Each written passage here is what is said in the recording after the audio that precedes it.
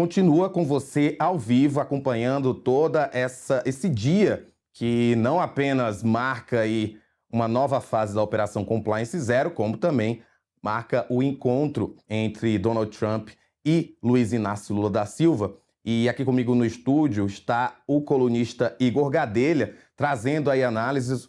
Ô Igor, quero te perguntar o seguinte, algo até que eu perguntei para Melina Teixeira mais cedo, mas também quero ouvir sua opinião. Eu estava querendo saber dela o seguinte: para o Lula, essa reunião pode ser um ganha-ganha. O que é que eu quero dizer com isso? Caso ele consiga, de fato, fechar acordos que justifiquem aí até uma exploração eleitoral de algo de bom dessa reunião, ok. Caso ele não consiga, há também toda a discussão baseada na questão da soberania nacional. Apesar de Trump não querer, estamos botando nosso país em primeiro lugar, né, defendendo os nossos direitos. Você acredita que pode haver aí esse ganha-ganha ou Lula, em algum cenário, pode sair prejudicado desse encontro de hoje? Boa tarde, Rafael. Boa tarde a todos que acompanham aqui a live do Metrópolis. Eu acho que primeiro comentar aqui que muito esquisito tinha essa previsão de coletiva entre os dois e acabou não se concretizando. Isso não passa um sinal bom, né? Pode ser que tenham outros motivos, mas de antemão, numa primeira análise, isso não passa um sinal positivo, porque indica que não houve ali um acordo, né, muito forte entre os dois nos temas conversados e por isso que eles optaram por não falar conjuntamente. Agora nós vamos ter aí cada um dando a sua versão dessa reunião, né? Nós, brasileiros, obviamente ficaremos com a versão que o presidente Lula deve dar nessa coletiva de imprensa ou nesse pronunciamento na Embaixada do Brasil em Washington, e os americanos ficarão com a fala de Donald Trump. Obviamente, como a Casa Branca tem uma ampla cobertura, nós também vamos saber o que o Trump vai dizer, mas o fato é de que os dois não vão falar conjuntamente, o que poderia gerar ali divergências. A gente sabe que há divergências, por exemplo, na visão entre Lula e Trump sobre as organizações criminosas, no caso, a classificação do Comando Vermelho e do PCC como organizações terroristas. O Brasil é terminantemente contra, e há integrantes do governo Trump que são favoráveis. Isso é um ponto de divergência.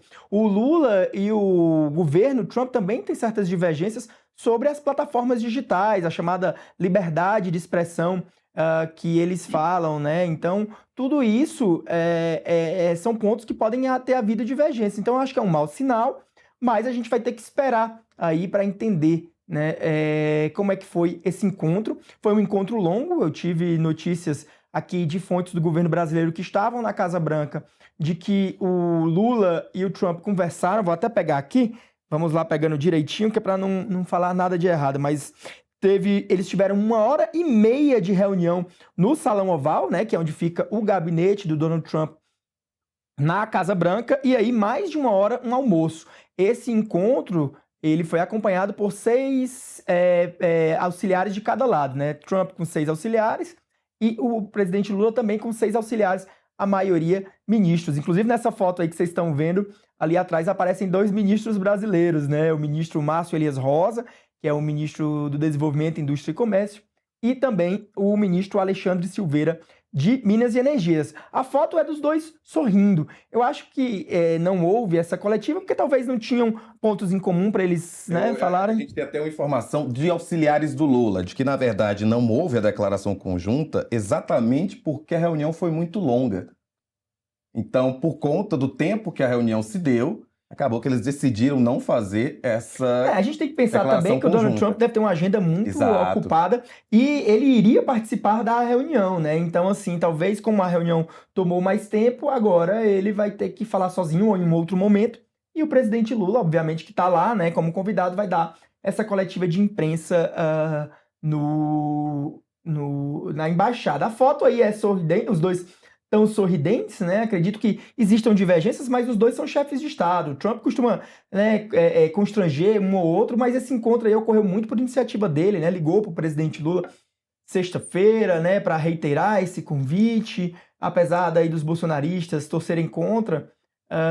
O presidente Trump, ele costuma dizer a aliados que admira a trajetória do Lula, embora tenha todo né, o passado controverso do presidente por conta da prisão, né, envolvimento em casos de corrupção, mas que ele admira o Lula pela figura de vencedor que o Lula é. O Lula venceu 5 eleições, se a gente contar aqui, né? Ele venceu 2 vezes, né?